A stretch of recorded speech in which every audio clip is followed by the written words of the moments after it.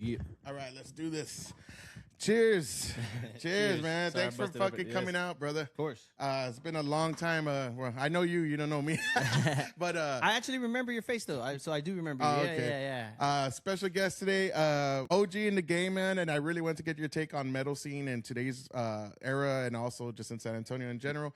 But we have Adolf here from with all Sencerity back in the day. If you were any kind of metal fan, and this was like, what would you sum up your music as?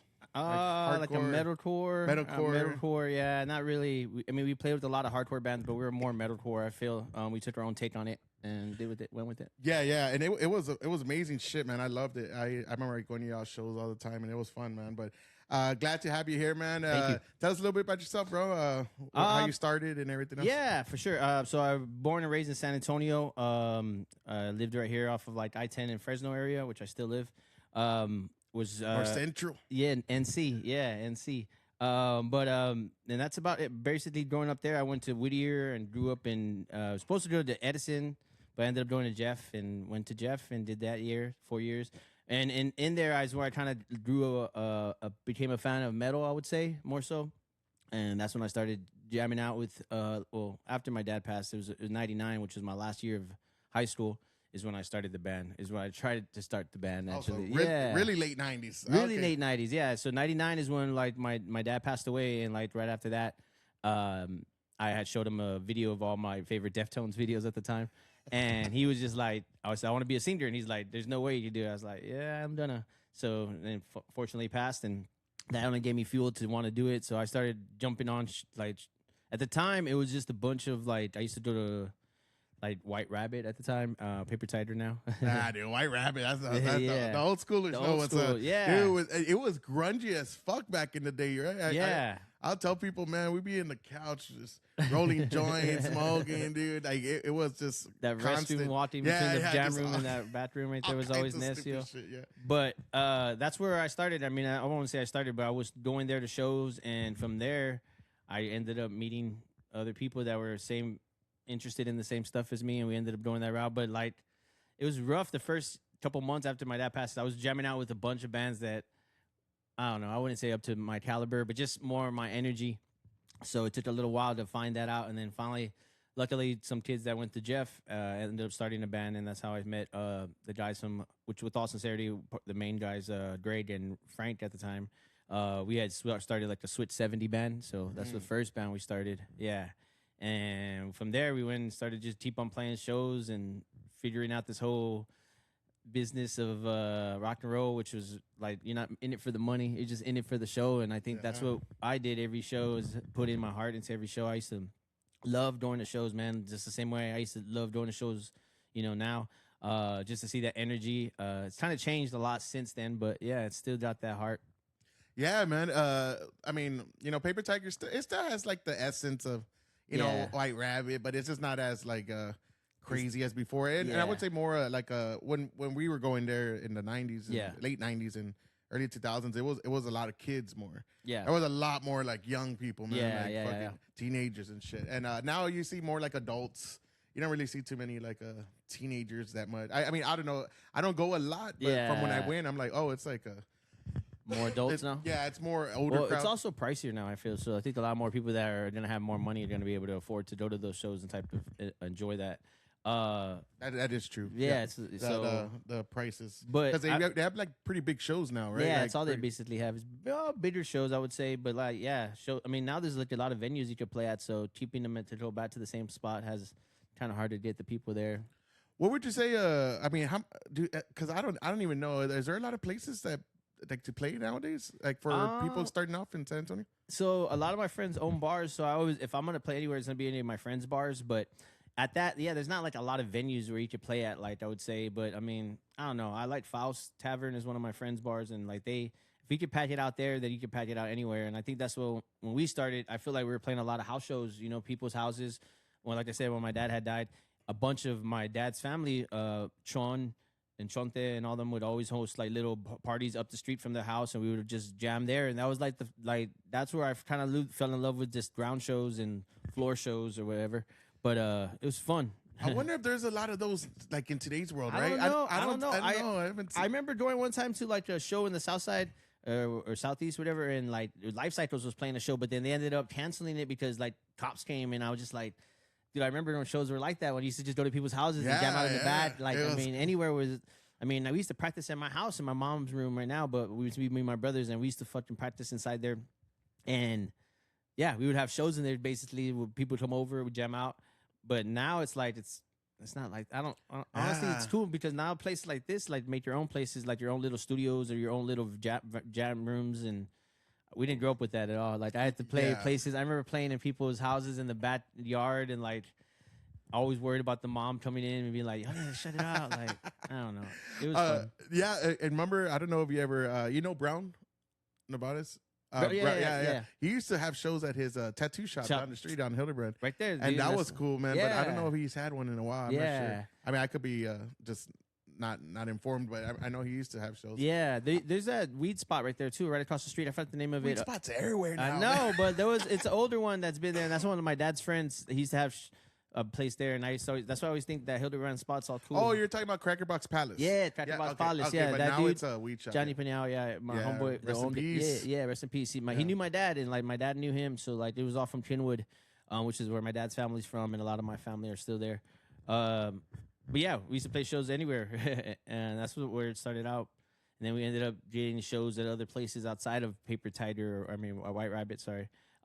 Because we just didn't want to, man, we were working hard all the time for playing shows at that type of places and not making anything from it. So we thought going our own route was a little bit better. And we used to play shows like at Metal Room and places like, oh my God, in Woodlawn Lake, oh my God, I forgot the name of that venue. I know you're talking about though. I can't remember Peacock. Yeah. They used to have shows there, and that was like a venue. That was like going to summer vacation, and we used to go for the just go for play basketball or playing ping pong. Now we were able to play music there, which was pretty cool. We've had good shows there too. Like a lot of good bands played there. Floor shows too, so it was cool. Yeah, man, I'm fucking ping pong, bro. I'm like Forrest Gump. No, I'm just joking. I fucking suck. I wish I was good at that. I used to, man. We fucking Edison Recreation, bro. They had it there. They had it there. Kenwood too. He used to have the recreation. Oh yeah, they had that one too. Yeah, and fucking, oh dude, it was fun. But what would you say was like the craziest fucking house show you had, like where shit just got out of control? So this wasn't a house show. It was more right here at the roundabout. There used to be a pizza place there, and we were playing there one time at Switch 70. And this was like the first time my brother was there. And like we're a little bit older already, and we were pretty angst up about my dad passing. So we were ready to squabble. And that day, I was on top of a table. This dude pushed me off the table, and like. It was so weird. It was like a dead show. Nobody was even there, and he kicked it off like intentionally. So I was like, all right, and then kept on going and kept on playing. And then like you just see in the video that we have, I don't have it anymore, but you just see me run and like throw like a freaking kick like that to him. And then my brother started jumping in, and the show stopped. But it was that was one of the more crazier shows. Like we never got to play like really, really. Hold on. So you were on top of the table singing? Yeah, I was. And like, he kicked the legs off. He hit the table. He hit the table like to get you to knock me fall over. Yeah, and I was just like, all right, so he's got something for me. So, yeah, I went at him out of nowhere. Like, kind of sucker punched him, sucker kicked him. The sucker kicked him fucking two fucking feet in the air. Yeah. Man, that's a good kick, bro. It was a good kick, and yeah, we had to stop the show, and it was just one of those things where I was like, all right. But it wasn't even about that at first. It was just that was the most rowdy because, like I said, a lot of the community, when we used to have shows, everybody would just have a good time and vibe out. Nobody was there to... Because I show sometimes, and I see kids trying to like hurt other people sometimes, and I've seen people getting hurt, and it's just like, I don't know, enjoy the music. I've always been an enjoyer of the live show, so watch the live bands play live. You know what I mean? Well, I agree, man. Because nowadays, in the early 2000s, it started off in Austin. Where I don't know, probably New York, right? But yeah. It came to Austin, the slam dancing, where it looks like a bunch of fucking kids having a tantrum. I'm not a big fan of it. I'm an old school Mosh, and no disrespect to the fucking new crowd. I know y'all love it, but I just can't stand it. Yeah. But it's fine. I don't mind it if they're doing their little shit and you could kind of put your fist out and and they're cool with it. But nowadays I see videos and they're just like straight up hitting people. And then on top of that, they're like attacking one guy and it's just like a girl or like a little kid just punching and punching. I'm like, bro, I'll knock the fuck out of you. You do that shit to me, bro. And I'm not a fan of that. I don't know. I think it's stupid, but yeah. It's one of those things where it's like you're there to enjoy the show. Everyone's there to enjoy the show. We all want to watch the bands. Let the people watch the bands, but also enjoy your show. If you're gonna jump around, move around, but just don't. I've seen people, like you said, like hit people with like a fist, and I'm just like, like singling people out, or they do that back kick, and they're just like booting motherfuckers. They know what they're doing, but like I don't know, maybe they don't. I don't know. It's weird. You're right. It is kind of different. I personally don't do it, but just. Respect your neighbors. Yeah. Because remember back in the day, I mean, dude, like I said, I would say that started around like As Lay Dying and Killswitch, and like when all that started when all that was going on from Autumn to Ashes, which I believe you played with. Yeah, right? we played with them at Banderbo, and we played with them at White Warp Tour. We played with them at White Rabbit. Yeah, we played with them a lot. I fucking loved from On the Ashes, bro. Yeah. One of my favorite bands. They were supposed to turn back around and play more shows again. I was really hoping to see them, but then they ended up not playing. But Fran and all those dudes are awesome, dude. They've always been cool with us. I remember too. I think I told your brother about that. I was like, bro, your bro's playing with fucking From On the Ashes, and I remember just having pride because it's like somebody from San Antonio, making it out. Yeah. And y'all, did y'all tour around? Well, we toured. So a lot of our tours were more West Coast. We did do a little bit of East Coast tour once or twice, but nothing really crazy. At the time when we started touring, though, is when I got my wife got pregnant, and so it was for me, it was all right, now I got to kind of stop playing on things, and at that time, that's when we kind of held off a little bit. We stopped playing because I was like, all right. But we did tour. Yeah, we toured a while. We went to the West Coast multiple times on just some little van, tripping on a little minivan, which was fun and crazy. But to be in the band, you have to enjoy being around the people you're with. And if you don't enjoy being around the people you're with, you're not gonna have a good time. You're not gonna have a good time. I just think that's all. You're not gonna have a good time at all. And what was that? What was that like mentally, knowing oh, dude, we're fucking doing this. We're on tour.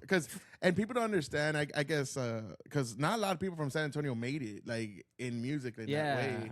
And to see, I think it was y'all had did some, Upon and Burning Bodies killing it right now. Yep, and that's awesome that from San Antonio and all that.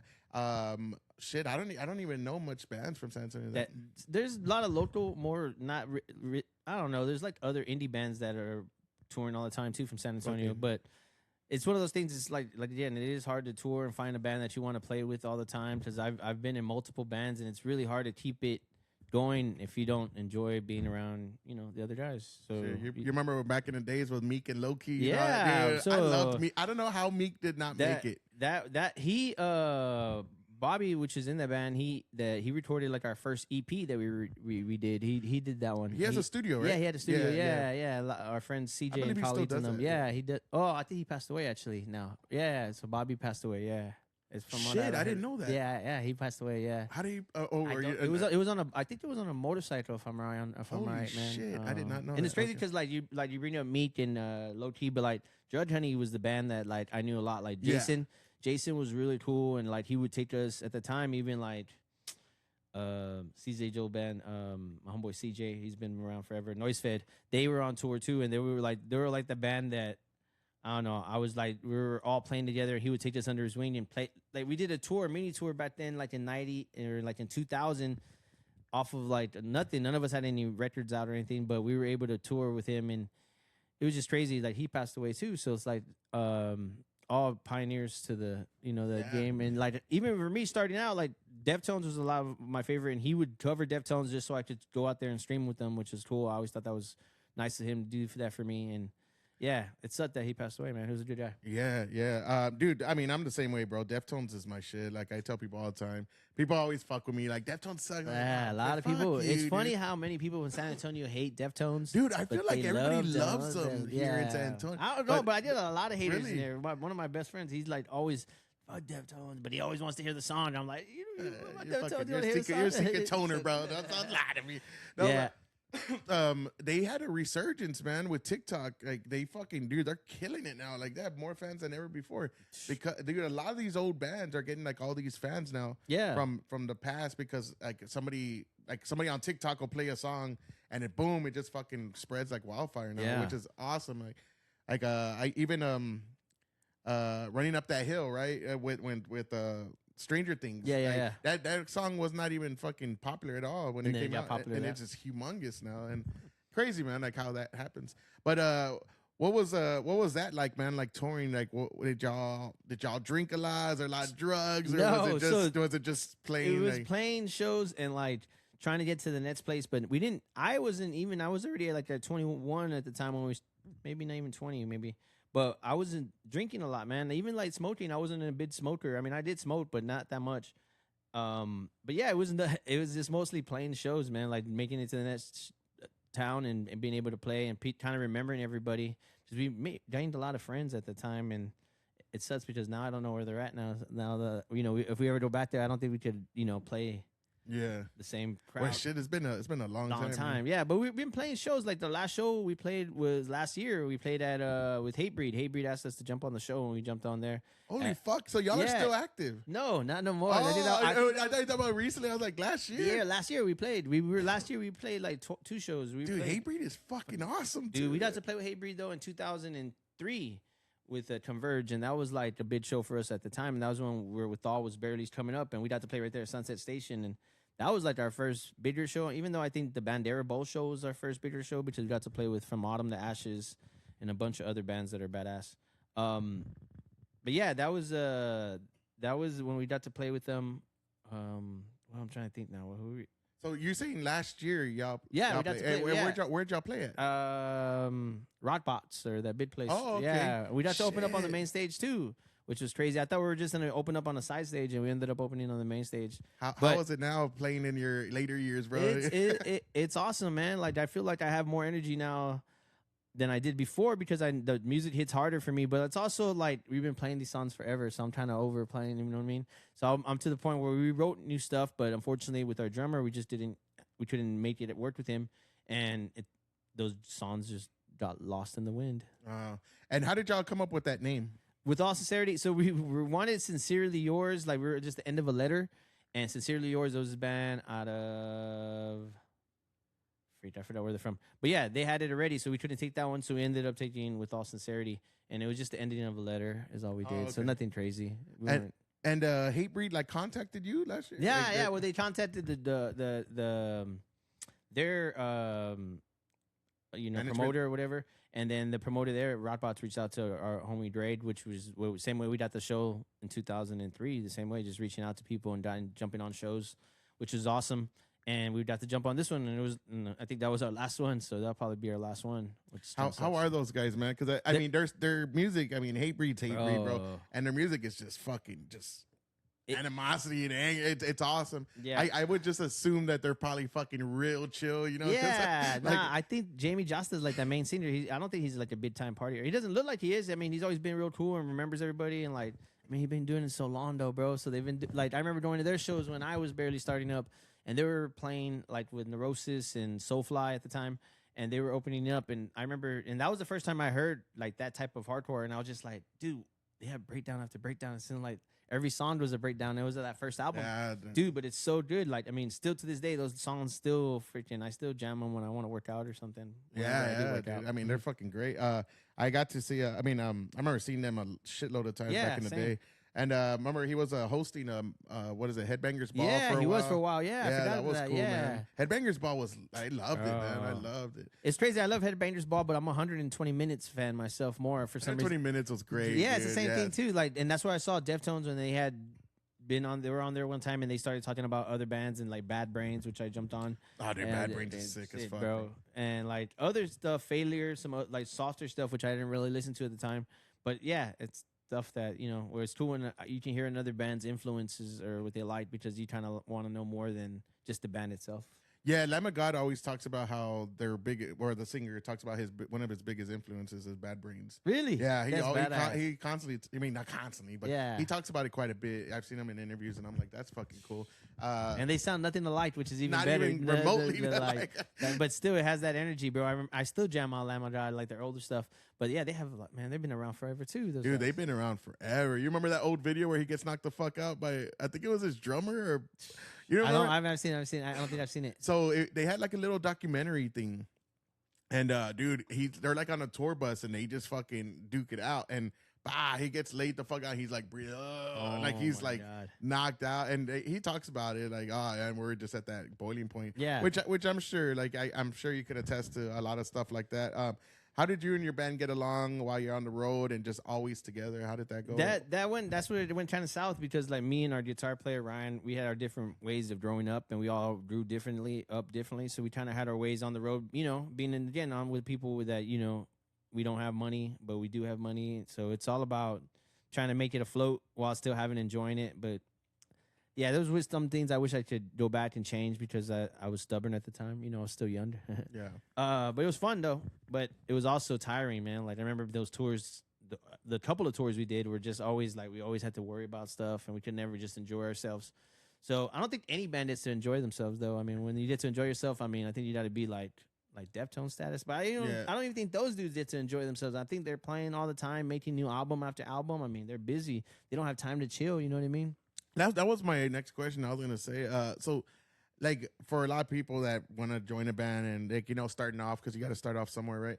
A lot of the times that you're out on the road, you're not really like getting to see the city or nothing. So you're just going like show to show, sleeping in your van or whatever. I mean, we used to sleep in our van because we didn't want to pay the toll or like the parking meter, the troll toll, the parking meters, and like so one of us would stay in the van to make sure they wouldn't tow the van. Oh shit! But so it was like just sleeping in your van, and it's a lot of work, man. It's like you really gotta love it. Like I said at the time, I just wanted to be on the road. For me, it was just seeing new places and new things, which I did with my family a lot. Like with my kids, I try to take them to places that they hadn't seen before, because it's it's all about traveling and enjoying yourself while you're still. I know a lot of people in San Antonio that don't even leave San Antonio. Oh, bro, there's a lot of motherfuckers that. Hey, but it's crazy because like it's not really like Austin. You go to the same thing. Like, just stay in San Antonio. There's a lot of things to do in San Antonio. We just got to find out about them, which is hard. I don't think we promote like we used to before. I don't think. Yeah, I mean, I love traveling, man. I've traveled a lot, and I always tell people the more I travel, the more I feel like I haven't seen much, and it's like fuck, dude, yeah, there's so much to see out there. And I was a teacher for a long time, and I would always tell my students, man, travel, take a year off, fuck college, take a year off and go fucking travel, man. Like, and they would, I don't have money. I'm like, you don't need that much money, man. You just need the plane ticket over there, and then some money to get back, and you're good because there's so many ways you could go about it. But that's fucking awesome that you got to experience like traveling, touring, and all that with the band and all that. Even playing. We got to play Mexico, where like. The first time we went to Mexico, it was in Mexico City. It was I forget the name. So y'all toured a lot. Yeah. I mean, y'all went around, huh? Yeah, we went around. We played in New York. We got to play like Rochester, New York. We got to play like Memphis, Tennessee. I mean, like Oklahoma, like Vegas. We played like a couple of times. California, Chain Reaction, all those San Diego places, bigger places we got to play. Like I said, they weren't the greatest shows, but like for us, it was everything. We got to play with Bleeding Through a couple times, which and they came over here and played with us. You played with them too? Yeah, we played with them too back then. That's what I said. Even As I Lay Dying, you brought up. We were like when we were on tour with this other band called American Tragedy. They were on the same label as us, Pluto. And American As I Lay Dying was also on that label too, and they got jumped on. So we ended up knowing that the singer and all that. It was crazy. Like I said, we met all those people before, and then they got bigger, and now they're bigger. Bro, I remember, like I'll never forget. I remember one time I was in Austin, and they used to have that one place. I forgot what it was called, but it was right off of Slaughter Lane. It was right there in South Austin. Mm-hmm. So you get off Slaughter Lane and take a right, and it was like this little venue. And I had seen them a couple of times already, and they were really small. And I loved them, man, because 94 Hours hit, and that album was just was it Frail Words Collapse? Frail Words Collapse. Yeah, fucking killer album. So I'm seeing them, and they're like in the outside the venue, and they're just like the drummer's there with his drums. He's just like tapping away, getting ready and stuff. The dude with the long hair, right? Yeah. So I go and talk with him, I'm like, hey, bro, I fucking love y'all stuff. He's all, thanks, man. And we're like having a conversation. The singer comes out. And like they're all there, and they were like just a normal band, and just touring around probably the way like when y'all were starting off, just Same band thing. to band, and they had this little banner and it says "Lay Dying," and it was just some, and then I saw them like a year later, and I had seen them like here and there, and I saw them like maybe a year or two later, and they were fucking humongous, bro. Like they had these huge things. It was a whole spectacle, and I was like, holy shit! Like there was no way of getting near them anymore. Yeah. And it was like just a sudden jump. Like holy shit! Like these motherfuckers are huge now. Like they're humongous, you know. And I think that's what the good thing is about connecting at the time. I mean, like a lot of those bands, like you just did with that, that moment you shared with them. Like that's all it really is about. Like even with us as a band members, I remember being with other rooms with other artists, like idolizing them, but also letting them be normal. You know what I mean? You don't want to get too much like, oh, yeah, here's this album about. You know what I mean? You want to just chill. You also want you don't want them to like. You don't want to. You want to look like a fan. Yeah. Like this, So I used to host this night BYOV at High Tones, and across the street, Last Yaw was playing, and of course after the show, they somehow got Last Yaw to come to the High Tones, and I had to be so like. I mean, and Last Yaw's not one of my favorite, but one of my favorites, and like. So I had to be real chill and like not to be everything like asked all these questions. But it ended up being a great night because if I would have really showed my true self, he probably would have left. But he stayed the whole night, like Daryl and like because I would have been asking him questions. Like I'm curious about like how was it recording this or how was it recording that. But like. And those dudes are still jamming. Like I just saw a video of them the other day, and they still like easily. I mean, the drummer's like their big key thing, and they always find a good drummer.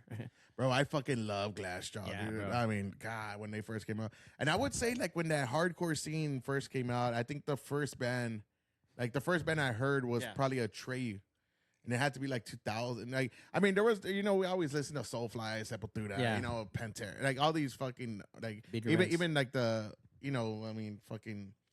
Cannibal Corpse. Like I always listen to hard shit. Yeah. But once I heard Treyu, and I remember thinking like, oh shit, like I think it was Tulips Are Better or whatever. Yeah. And I was like, oh wow, there's a lot of fucking breakdowns, and it was like a new style. Too. Yeah. And I started hearing more and more, and I was like, fuck, this genre of music is fucking incredible to me. I loved it.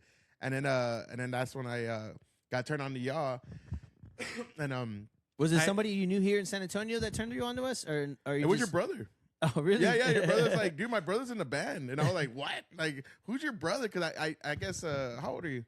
I'm 45. Okay, so I He's guess 43. when you were at Whittier. Yeah, I guess you were probably 8th grade and I was in 6th or something. Okay. I'm 43. Okay, so you're same age. I'm the same age as your brother. And and then he told me later on, like, yeah, my brother's in the band. And he's like, go check him out. And I was like, fuck. And we went to the Rabbit and checked it out. And I got one of your little like sample CDs or whatever back in the day. Remember, y'all would pass them out. And I got one. It had like 3 songs on it. I forgot which 3, but it was an old one. So when I actually was hosting the metal show at KSYM, I'd always play that bitch because I had the CD. Yes, I would play it all the time, bro. And I used to play it at least once a week, man. Like I would always, because I always wanted to get local like music. San Antonio metal, but and that was the one thing that I loved about KSYM. If any of y'all don't listen to them, I don't know how they are now, so don't put my feet to the fire with that. I used to go to KSYM. I went to SAC, and I used to. I was in that program, and I remember playing a lot of like, because they made you play whatever they have. You know what I mean? At first, and then until you had your own. I guess you did to host your own show. Yeah, play whatever you wanted. But I never got to that level. But I remember playing like what I liked, and I would just play the same stuff of what I liked all the time. Dude, because they would be like they'd only give you, because they would regulate, at least at the time when I did it, they would regulate what you could play. You shouldn't play anything you wanted. They let me play. I was playing Despise Icon Between the Buried and Me. So you just bring in your own CDs and just play them there? Well, they used to send us CDs. The labels would send us, like, every time there was a new CD out, they would send it to us. So I could say, now I don't give a fuck, but this back in the day. So, back then we didn't have a Spotify and all this shit. So I used to get the new CDs before they came out, and I would just download them to my computer and be like, fuck, and I would show all my friends, like, hey, dude, check it out, this is a new album. And I mean, it wasn't like months before it came out. It was like, hey, it's dropping Friday, and you get it like on Monday. So I mean, and of course you would hear the songs. They had it on like other platforms, but we didn't have the way we have it now. And dude, I loved it. It was like, dude, I get all the best music. So I had just tons of fucking metal albums, and they would just send me all kinds. So I was playing, like I said, man, whatever you got. Blood Runs Black, everything. Black Dahlia Murder. Like, I played all the fucking shit that I wanted. Atreyu sometimes, but sometimes a lot of people like it was weird because the metal show back then, it was playing like the old 90s kind of stuff, and I was like, I'm bringing in the new shit. So I was like, I brought in like a lot of my own, like all those bands I'm talking about, especially As I Lay Dying, bro. And it was cool to, like, my friends would tell me too, like, it was cool to hear that on the actual radio. I I don't know, man. Check out the metal show. I know I used to do the Thursday night metal show, but Wednesday and Thursdays are the metal show hours. Yeah. I think it's from like 7 to 9, or I don't even remember, man. 8 to 10, something like that. But I don't know how it is now. Like I said, but it used to be fucking fun when I was there. Did you get your degree from there, or did you, Joe? I got a associate's from there, and then I got a bachelor's from Texas A&M San Antonio. Nice. And then it was cool, man. Like dude, I because there's a beer now in San Pedro, like right here. Right there. Yeah, I used to go to beer now. Fucking get like a shitload of beer, put them in my backpack, and this is before I heard now they have a camera in the studio. So back then they didn't have a camera, so I would be there just fucking drinking brews. Yeah, dude, fucking partying. Was that where was the studio at? Was it right there by Hot Wild on that side of it? Yeah, that right building. It's a separate building. New building. Yeah, it was a new because when building. I was there, it was like on the other side over here. Like in a little house type of thing that it was at one for a little while, and I was going there during 9/11. I remember going to class during that, and like 9/11 happened, and they made us all leave. So that I was at Saturday a long time ago. Yeah, it was cool though, man. We had fun. I got to meet a couple of bands. I would like do little interviews. Yeah, and it was weird. Like back in the day, like we didn't really have much, so I just had like a recorder.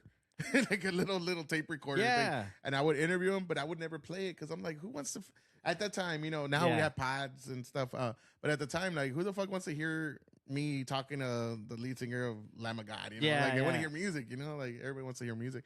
And I wish I had those tapes, bro. It would be cool now to put those out. Because I would meet them at bars and be like, hey, meet me here, and I would just. And you lost them, or you don't have them anymore? You can find them? I don't know where the fuck those things are, bro. Like those little mini tapes, back in the day. Those are long gone, dude. Unless somebody has them somewhere. But man. So that's cool. What mean Glassjaw? So you met like a lot of the big influential bands of the 2000s, man. Like, so you were in that fucking. Life Once Lost was one of those bands too that we got to play with, and we toured with those guys, and and we had toured with them, and every night I used to see them play. We used to open up for them, and I was like, all right, we got to go crazier than they do. And they weren't even crazy. They just were so technical and so heavy that I hadn't heard that style of music before. So when I heard it, I was just like entranced. Like every night I would get high as hell and we'd play, and I'd be like, bro, y'all need to step up your game. For me, it's not as a guitar player. I wish I knew more because I listen to more technical bands now. Like I like and Breakdowny. But like it's funny because those bands seen that every night, and I'd be like, oh my God, I wish we could play like them. But they went through their own phases too. They went, with Lamb of God style, and they went that way. And those dudes are, I don't even know what they're doing now, man. I know they're doing something though. All of them are. I haven't thought about that band in a long time, bro. God we damn, with those guys too, and that was another thing for me. That was like one of again, I'm happy who we got to play with already. I got to play with my favorite bands, Converge, Hatebreed. The only band I wish I would have ever played with was Deftones. We never got to play with them, but it is what it is. Yeah. I mean, and y'all style is completely different from Deftones. Yeah, it wouldn't have worked anyway. But the seeing bands like Glassjaw play and opening up for Deftones, I remember being like, Glassjaw open up for Deftones? And Austin, they played for them, and like that was during when Everything You Wanted to Know About Silence barely just came out, because the White Pony had just came out, so they brought on tour. They took Glassjaw, and I remember seeing them in Austin and like being like, oh my God, this is nothing like Deftones, you know what I mean? But it had the same style as Deftones. Yeah. I mean, where Glassjaw's not like crazy heavy, when you think heavy. They're more singing melody stuff. Yeah, but they have their. I mean, Tip Your Bartender is one of my favorites. I think that's the first song I ever heard from them, and I was like, God damn, that's a fucking song. Yeah. Oh no, that was on the first one. Wait, was that the second album or first one? I don't even know. But that's, I remember. It's the one with it's like a record, right? Oh yeah, it's the second one. That's the second one. And the singer, man, the way he plays too, he's always like crouched down, like in this weird position. Doesn't he have like some kind of disease or something? Yeah, right? he had like Crohn's disease. Yeah, he has like something, right? But then it made him. I mean, it was like I guess it was harder for him to tour, but I don't know. He did great albums with those guys, and they still playing around and doing it. It makes me wish I was still playing in the band because I see all these guys still jamming out.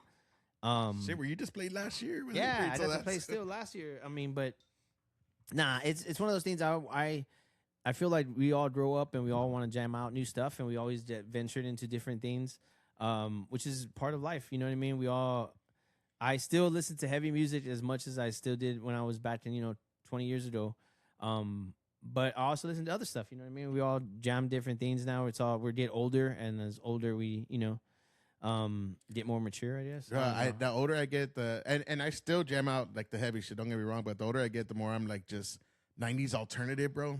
That's where it's at, dude. Bro, it's funny how you say that because 90s alternative, like, are you talking about like the run scene? Or I mean, just all of it together. Just 90s, but the alternative, Ray. I mean, I'm talking like anything like Goo Goo Dolls, you know, like everything. Yeah. I just love like, bro, that's what we grew up on, the videos of that and all that stuff. We used to see that on MTV, but it's not like that anymore. It's weird. It's like there's no MTV anymore, man. I don't even know like where you can watch videos. Like, it sucks because YouTube is like the only thing I have right now where I can see videos of stuff. But like, it's weird now. Like you say, there's no more physical demand to buy CDs anymore. Like, nobody plays really, nobody picks up CDs like we used to. I remember going and buying the Slipknot album when it came out, and then going to the show that day to see at Ozfest. So it had to have been a Tuesday, because they come out on Tuesdays.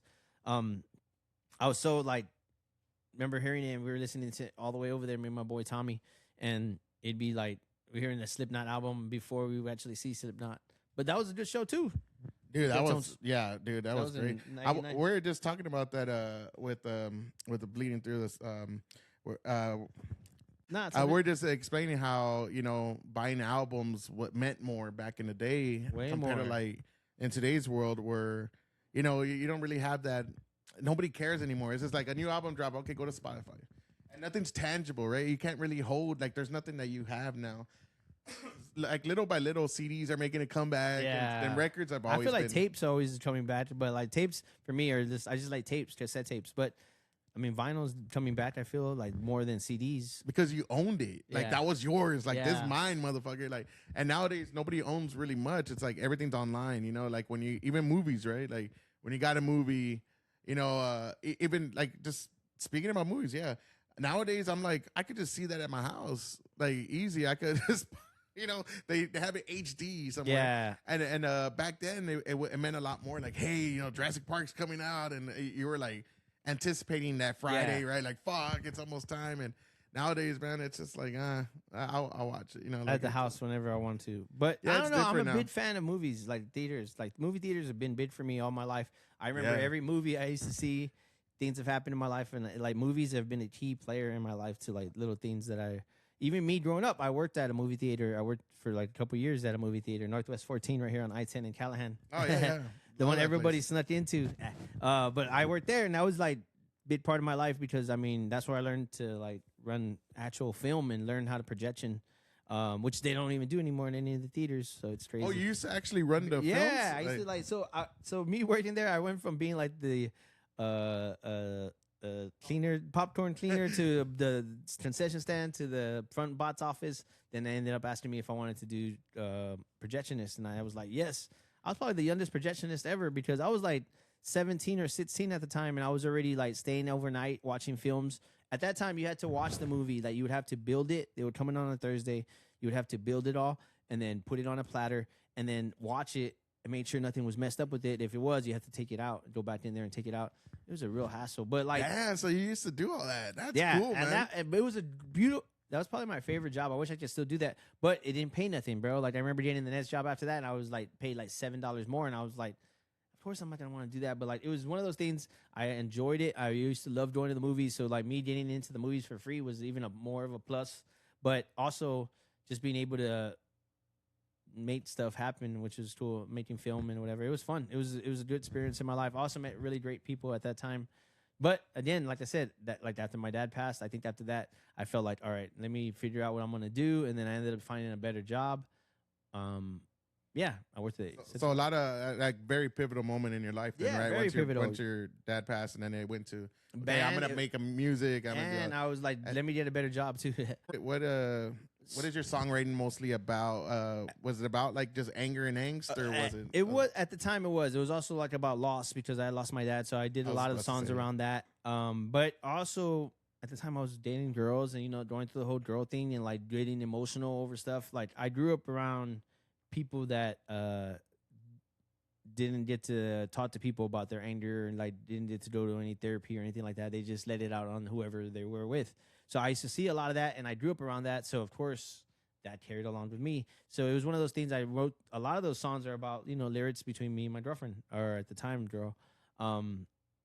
It was crazy. It's one of those things. It's like, and that's why every time playing the songs, it's cool to play them, but like I'm already kind of over saying the same thing about this to the same girl. You know, kind of talking about this bitch. Yeah, No. and I don't even know her anymore. And last time I seen the girl, and I'm just like, she doesn't even care. She's doing her own thing. You know, she had a lizard on her shoulder. Like, it's weird how love comes and goes through people, and it's happened before. But it also brought songs that I was able to write at the time. You know what I mean? I remember writing a lot of those lyrics for the age, like in Milwaukee where we recorded it, because I was just listening to albums that I was listening to. But yeah, it was cool. It was one of those things. A lot of the core writing was because of, you know, just stuff I was going through. But also, I was mad. You know what I mean? Who isn't mad anymore?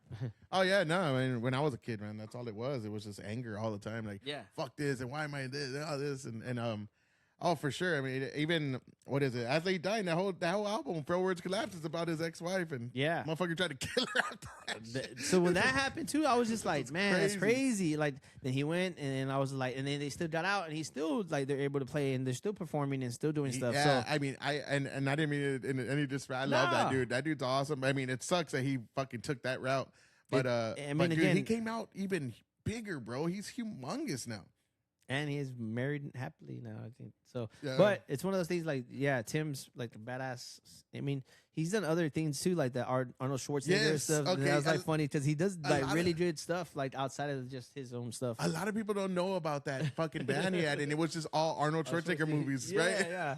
And dude, I forgot what the name of it was. What was the name of it? Something I don't even know, like the Arnold Schwarzenegger. I don't know. No, it was called like something metal, something like. Oh, yeah, I forgot what it was, bro. But it's funny that he did that, and like you wouldn't have known that because he was going through his own whatever he was going through. But no, I mean that dude's. I mean, he's a legend, man. And I remember just learning about like their songwriting. I mean, their music writing. Yeah. And he's like, I do all the instruments, and then I kind of show my bandmates, and I'm like, dang, you're a fucking like genius, bro. He does the guitars, he does the drums, he does the bass, and he's like, yeah. And then I just show. And then we played together, and I'm like, holy shit. But those guys are all like badass too. Like, don't take away from those guitars because I'm sure they're good in their own right. Oh, but, no, like, for sure, yeah. But yeah, it's crazy. Tim knows how like to do a lot of stuff like that, which is crazy. I'm sure. I mean, I think I probably paraphrase it wrong. I'm sure they put their own takes on it, but he kind of like gives you the main core, right? He gives you the core of it, like, hey, this is the route I want to take, which is. I mean, that's kind of like what Dave Grohl, right? I mean, he writes the entire album. Bro. Yeah. He writes the entire thing and just like, oh yeah, and then they kind of put their own spin on things and stuff like that. Never with I though, because I could never write anything. I didn't know how to write any music. That's why with any band that I've ever been in, I'm like, just write it all already down for me, and I'll jump over it. Like I can, not like I can be like a hip hop, like jumping over a beat, but it's the same thing almost. It's just once you hear it in your head and you kind of know the beats, like I did. I don't know. It was weird. You have the music out, and then you're like, I'll put the words, because you can go over it, and that's all it is. Is more just trying to get the little like parts down. At least I felt for me learning. What advice would you give to young people that want to start writing lyrics? Like for you, what was the main obstacles, or what were like the trials and tribulations that you had during that course of time? So a lot of it I hate. I'm not a big lyric person. I never was. I used to always just enjoy more the musical take on music. And finally, where I got to a point where I was like, all right, now I have to start writing stuff that means something. And I feel like if you care too much, you're gonna mess up. So if you don't care as much, it kind of comes out naturally. And that's what happened with me. And I just wrote whatever I felt, and just write whatever you're feeling. Because like I said, I don't think a lot of us have a lot of where we can talk about it. So we have to write about it, which a lot of us don't want to write, which I'm in that boat, but it does help to write, have lyrics done. I was just never like that. I did a lot of our lyrics we wrote on the spot when we recorded them. I feel like that pressure was more on to write stuff that I wanted to sing over and over and over, which I did for these years. Also, like you're good with your back against the wall. Like, okay, you got to make some lyrics. The last minute, like when we recorded The Age Where Nothing Fits, a lot of those lyrics I wrote in like that night of. Because I just wanted to make sure I had it all down, but also to the point where I wanted to say what I was saying. But also, like I said, a lot of it was heavily influenced by other bands that I listened to at the time. You know what I mean? Like different things, whatever. I was jamming out. And yeah, I don't know. Music, I love music. I've always been a fan of music.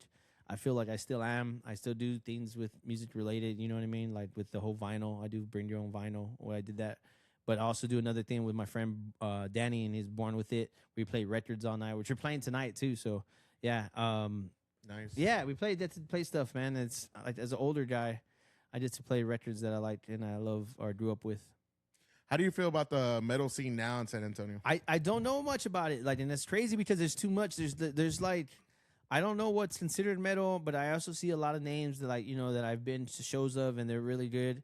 I mean, it's just there's not really good promotion. Like, I remember promoting like shows and everybody knew about that one show for every month, but like so many shows come through or so many bands play shows to play. Like, I don't know which shows to go to anymore, and it's kind of like. Don't ask me about the new metal scene. I actually started learning more about it now because of doing this podcast and like interviewing a lot of the bands. I know there's a big show in New Braunfels. I think it's today and tomorrow. Araya Falls. It's gonna be a good show, man. Like but it's in New Braunfels, which kind of sucks. Trying to come back and but look, check it out. It's Araya Fall. Oh, Waves in April. Have you ever heard of them? No. They're pretty good. Waves in April. And then they're all from San Antonio? From What It's Worth, I interviewed them. They're a good band, bro. Really? Yeah. They're from San Antonio from What It's Worth. Araya Falls is like San Antonio-ish. They're San Antonio, but they're like kind of split. So they just kind of, but awesome band too. There's a couple of them. Misguided Intentions and Mizaki. I don't know who that is. Gray Feather. Yeah, it's Saturday, tomorrow. Fuck, Yeah, I'm probably gonna try to hit that up, man. Yeah. But that's gonna be good. I started learning a little bit. I feel like nowadays there's not many venues anymore, like the way you used to see back in the day. Because remember, even back then, you go to a bar, they had a cover band. Yeah, like they had something going on. Like nowadays, you don't see that shit no more. I don't see that many bands. You don't bands. really see live music. No, you don't see any. I mean, I think the number one live music spot that I see is Lighthouse right here by Woodlawn, which they'll have like a live jam band on Wednesdays, and that's like the only time I see that type of live venue. Outside of actual shows, you know what I mean? But there's like actual shows, but outside of that, you don't see too many live music anymore. Yeah. And have you ever gone to Fitzgerald's? Yeah, Fitzgerald's. Yeah. Yeah, I went to go see Araya Falls there recently. And that's a cool joint, man. Is that off of San Pedro? No. Yeah. It's like on the side street. But right off San Pedro. Yeah. And you see, growing up, and it's funny. I saw, who I saw John 5 or the dude from Marilyn Manson, J5 or the guitar player. Yeah. He played there, and like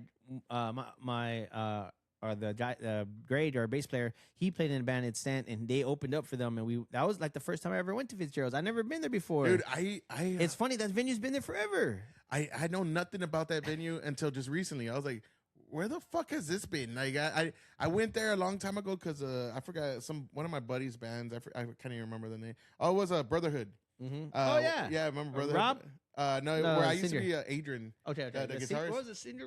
I feel like Brotherhood. I feel like the singer was Rob. Maybe I could be wrong. Yeah, I didn't know them that well. I just knew Adrian, the guitarist, and he was like in the later on years, at the end of their stint. I guess they had, and I went there and I was like, wow, I'd never even seen this place. And then I went recently again, and actually I'm gonna go talk to him. I'm gonna try to host a metal show before the year ends, man. Badass. Yeah. I'll let you I would love to see y'all play, man. If you're up for it. I think we're done. I think that's it for us. Dude, you gotta come back. I know, one more, right? So it's like one of those things. I always want to say a farewell show, but it's like kind of like it ended when it ended. I think all the guys are doing their own thing now. We're all older now. It was fun while it lasted, though. We got to play a lot of cool shows, played with a lot of bands and stuff that I still, to this day, I'm glad to be a part of and part of the scene. But yeah, it's weird for me to keep up with it because there's too much bands now, like metal bands, and it's not I only listen to is metal because I listen to everything. But yeah, it's hard to stay in tune with all the music that comes out because every week comes out music, and it's funny. I have music, Apple Music, and I go there and like new albums. I'm just like. I kind of go by the cover sometimes because I don't even know what to listen to. I'm just like, there's so much music that comes out and like the same old. I don't know. There's good bands out there. You just got to find them. Yeah, man. And there is a ton of music and fuck, man. And you did contribute a lot to the metal scene in San Antonio for sure. I mean, in the 2000s, I mean, y'all's band was very well known. And putting San Antonio on the fucking map. And, I'm sure y'all brought up some bands too. Like, and you keep up with a lot of the bands too? No, not at all. Like I don't talk to any of the guys from any of the bands anymore. Like I'm lucky enough I can see them, but I don't ever see them. Like I mean, they're all in other bands now too, so I don't know what bands they're in, so I don't even know where they're at. But yeah, I keep up with what I can keep up with, but it's really hard to keep up with everybody. Even like that show we played with Hatebreed, I didn't get to talk to Jamie really at all. He's doing his own thing, but like I would have loved to, but It's one of those things. Everyone's busy. Everybody's shit. What's the last show you went to? Was it your own show? Yeah, I want to say it was. Like, I never really gone to that many shows. Like, I saw Silverstein at okay. Sunset. Yeah, they brought it back. It's called SB now or some shit. And where Sunset Station's at? Yeah. Oh. Like, that's why, dude. One of the selling points for me, I was like, fuck, because I seen Deftones at Sunset. I seen Mudvayne. I've seen like huge. Did bands. Deftones play Sunset? Dude. At one point, they played 2 days in a row at Sunset. Crazy. I remember they played like a Friday and a Saturday. I went to both shows. I was like, fuck yeah, I'm going to both of these. But this was like, dude, this had to be like 2005, 6. Yeah, this back in the day. Yeah. But dude, they played. They had huge shows there, and it's a small venue, and I realized that because it was Silverstein and Story of the Year. Okay. And dude, it's such a small venue because like beer lines, you're in line for 20, 30 minutes. I was like, this. They don't have it on the side anymore. Is it still on the side? Where they had like one, and then that's it, and then inside. Where that little inside area. And I remember as a kid, we never even went in there. I didn't even know that was open because Well, you had to be an adult. I think, you had to be an adult. So I was a teenager. I couldn't even get in. See, that's why I thought they always had the outside bar thingy on the side, but they had one. Like it was literally one, and then they had where they sell the merch, and it was kind of chaotic. I was like, fuck, but it was still good. It was a great show, man. Yeah, it was a great show. But yeah, and it's weird. Like the metal scene now, I don't know. I'm learning more about it because I used to be all about it in the early 2000s, man. I mean, that's what I did, and hosting the metal shows and stuff. And then I'm just learning like the new bands coming out, and now they're saying, dude, like bands now, they're like, dude, the only thing you make money off of is merch now. That's all it is now. I think merch is a big key seller. I remember being on tour and I'd be like, we have to have merch. We'd make any merch. We'd go to the freaking Walmart and just did a WAS so we can put WAS on t-shirts, like used shirts. But like, yeah, you have to have merch, man. That's the way everybody makes money, not through the show amounts. Because that show amounts just go to gas and like your van or whatever. Outside of that, you need merch money, and that's where you make your merch money. And back in the day, like what was like the amount of money you get paid to do a show, like when you're traveling? $100 maybe, man. Really? Yeah, it was really, really, really low. Like I remember, maybe a couple hundred, but like, I mean, again, it was not enough to keep us afloat. Yeah, I always wondered that. Like, I mean, how much are they getting paid to do a show? Well, you want to do at least a show for a couple hundred, at least so you can get at least, like I said, gas and at least the money you pay for the rental or whatever you have to take the van, unless you have a van. I mean, thankfully we had at one point had a van, and yeah, it was weird. We had to learn all this stuff. Like we had to learn about like per diem, you know what I mean, where we get money so we can go buy stuff to drink and like eat or whatever. And it wasn't much at the time, but yeah. Do you think it would be different if you came out during like the social media age? It probably would have helped, but like I don't know. I feel like a lot of these bands that do come out in the social media age aren't getting enough, like. I don't know. It's really hard to find out about new stuff now. It's like, because there's so much different types of like social media you could go to and the people are on. But I guess it does help. I mean, whatever you can be on, you know what I mean? Be social media. Yeah, I mean, it does help because it can expand your audience like tenfold, Which I'm sure it does with this. Like, yeah, like little things like this. Yeah. And fuck, man, what kind of reaction did you get from the crowds when you would be like out of the state? A lot of out of state stuff, people would just watch us because they didn't know what to do because we'd have so little breakdowns or whatever. So a lot of it was just watching us, and then, like I said, we would try to bring the show to you so you can kind of knew where we were up. So the next time we played, like I said, even when we played in Mexico, the second time we came, it was a little bit heavier because they're a lot more respectable because they knew the words and they knew like what we were doing. So the first times are always like kind of like you getting to show yourself to the bands or to the people, unless they knew your stuff already.